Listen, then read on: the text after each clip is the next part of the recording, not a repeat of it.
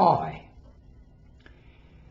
In this video on loneliness in retirement, it's going to sound a bit paradoxical, because I'm talking here in a video, and yet at the same time I'll be talking about this so-called reliance that we've all developed on social media, watching videos, connecting on Zoom and so forth, and how it hasn't helped as far as loneliness is concerned. In fact, I would say that technology, in a way, has helped more to create more loneliness in the world. What do I mean by that? How many real friends who would have our back, friends who we could call upon, who we could rely on, are friends that we've only made but never met on social media? Are they real friends? Perhaps even the term is wrong. Surely it should be contacts or something like that, not friends. And yet, so many of us claim to have, I've got 5,000 friends on Facebook. I've got 5,000 friends on LinkedIn. Really? Really? I can recall, I've been retired now for 30 years, and as I've said in other videos, I'm coming up for 90 next year. I would say some of the best times of my retirement would have happened probably between 5 and 15 years after I retired, when I was a member of an organisation known as U3A, University of the Third World. Because we used to meet regularly. Classes used to be held. You would see the same people socially and in the classroom context maybe 2-3 times a week. Go on bus trips with the same people. These were real friends that I'd made in retirement, and these other people, had made in retirement.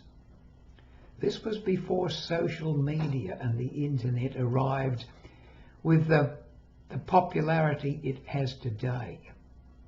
The smartphone hadn't really taken off in those days. In fact, the mobile telephone was about as big as a house brick.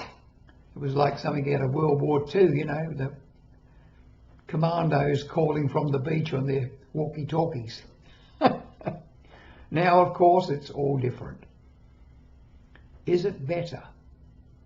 I think not. I think there's more lonely people today than there's ever been. Kids don't play together anymore like they used to. When I was a kid, everybody used to play in the street. There were games like hopscotch, hide and seek, tennis games, or not so much sport, but there were so many things we used to do. Go on adventures and do things. Now what happens? The kids are mollycoddled. They're put into cars and taken to school. They do their lessons, they're picked up after school. They come home and they get on their devices. No social interaction at all. But in retirement, what happens now? People do what I'm doing now. That's why I say it's a paradox. It's ironic. I'm sitting in front of this thing, making these videos, hoping to help other people, and yet I'm doing the same thing. But at least I am in organisations where I meet people regularly. I'm in a couple of Toastmaster clubs. So at least, say 7 times a month, I'm out at a meeting. Last weekend I went to a conference, a 3-day conference, caught up with friends I've known for 40, 50 years and more.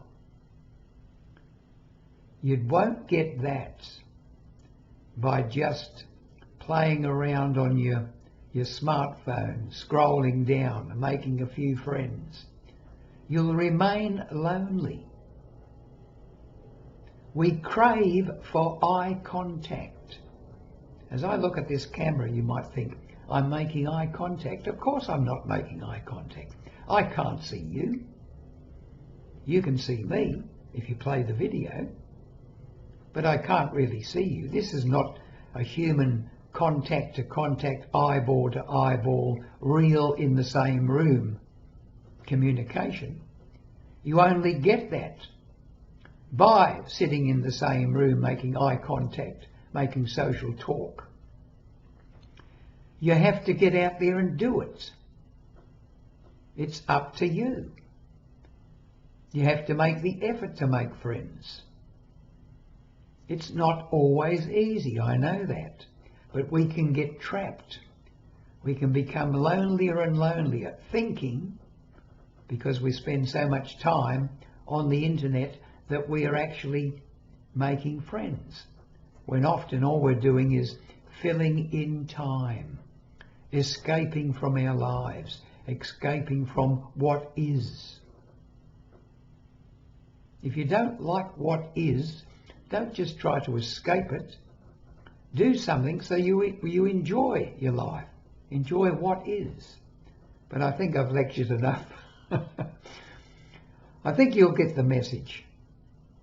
Social media, the internet, wonderful tool for finding things, but it also has lots of drawbacks. So convenient to Google something, whereas in the old days you'd go to the library and speak to the librarian, perhaps meet other people in there and have a chat. That's all gone, or it seems to be. Get out there and mix. Get into the same room with groups of people, or just one-on-one. Have a coffee with a friend. Spend half an hour, just chatting away. Don't do what so many kids do today. 3 or 4 kids all sitting around the table, supposed to be together, each of them on their iPhone or their smartphone, scrolling. That's not interaction. That's not real contact with others. We are social animals. We are born to communicate and be with others in the real sense of the word. So if we want to do that and be that and enjoy that, we've got to mix body to body in the same room.